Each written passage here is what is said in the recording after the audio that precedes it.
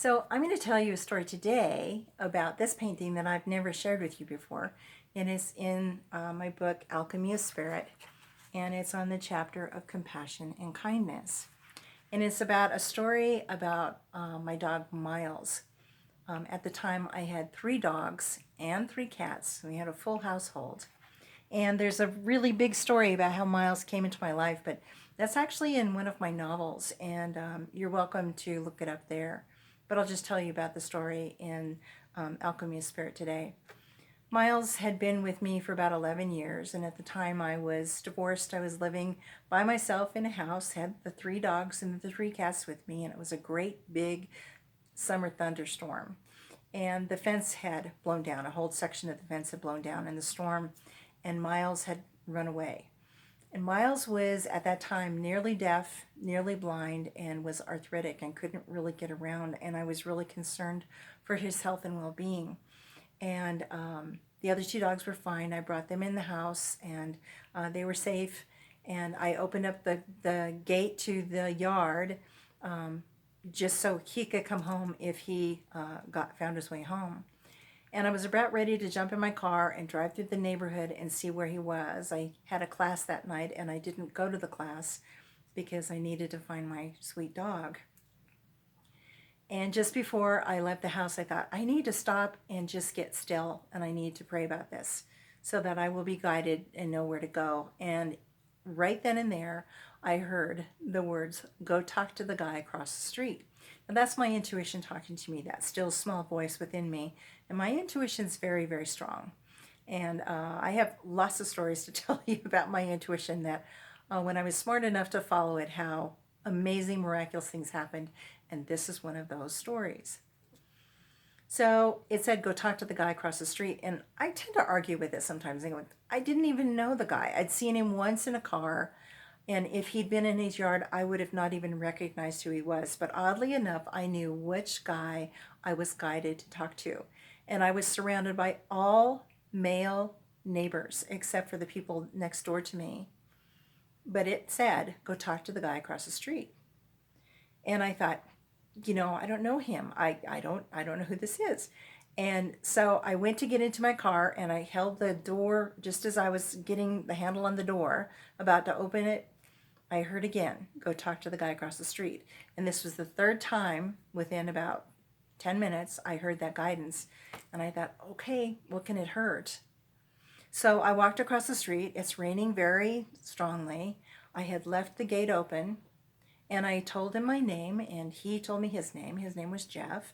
And he said, "You know what? I'll look for him. I've got to go to the grocery store here, and I'll just keep my eye out for him." And I said, "Great, great, thank you. And just if you bring him home, just shut the gate, and I'll be home soon. I'm going to go out and look for him myself." So I was gone for about an hour, and I looked and looked, and I never saw any sign of him. And never, I drove up and down the streets. I even called my former husband, because we were divorced at that time, and he offered to have his family come and help me look, which they would have done. But we couldn't coordinate all that. But it was just kind. Everybody was really concerned about Miles. And so I got about an hour into it, and I thought, I need to come home and just regroup, probably grab a bite to eat. It was about 6 o'clock by then, and I thought, I just need to come home. Well, I drove up into the driveway, and the gate was shut, and I thought, it can't be that he's home. And I went into through the gate, and here was Miles on the deck, completely wet because it was still raining really hard, in a soaking wet dog bed, just laying there. I brought him inside. I toweled him off. I even took a hair dryer to him and made sure he was wet, made sure he had a dry place that was comfortable to lay, and I made sure all the other animals were taken care of, because I had 2 other dogs that were the same size as Miles. They were all about 85 pounds apiece. And then I had 3 cats. So I fed everybody, made sure everybody was okay. And then I went across the street to Jeff, and I said, "Thank you for saving Miles." And he said, "It was a miracle. I got to tell you, it was a miracle." And he said, "I normally don't live with these kinds of things." He said, "But it was a miracle." And so he said, I just went straight down the street, which is the street that was just right by the house where I lived, and headed for Federal Boulevard, which was a really busy street that was about 4 or 5 blocks away from where I lived. And that was part of the concern, because Miles, was going to be right there in the middle of rush hour traffic. And he said, I normally would turn left onto Federal and go across the street and go up a few blocks to the grocery store, but traffic was at a standstill. And he said, I didn't know what was going on. So he said, I decided to turn right.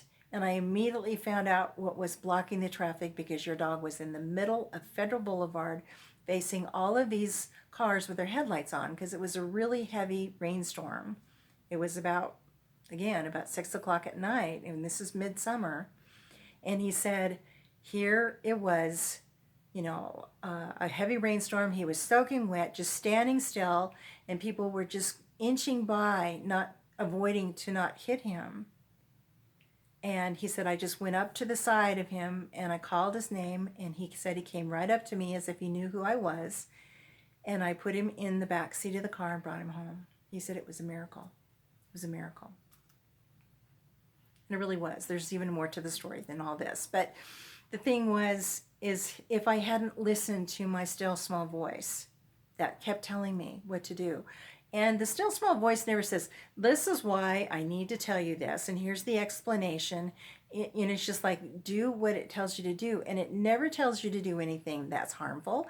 It never tells you to do anything that's going to be difficult, really. It's just like, do what it tells you to do. So I have many, many stories like that I'll tell you over time, where I've listened to that still small voice, that intuition within me, which is the guidance of that greater grand overall design that's within me. Whatever you want to call it, you have this wisdom within you all the time. And so do pay attention and get still, especially in times like what we're in right now, when it is such a busy time and there's so many voices and so much energy of different news events or different situations that are happening, that people are just being really loud, and it's can be difficult to live within. But just get still, get quiet, find a quiet place, and you'll be guided. And just ask, what do I need to know? What is that within me? What do I need to know? And then listen and pay attention to what the still small voice is telling you, that intuition is telling you, what you're inspired to understand, what it is that might come to you in a way that's, it might be something you read, it might be something that somebody says to you, and you know that's the answer that you're looking for. Pay attention. It happens all the time. All the time.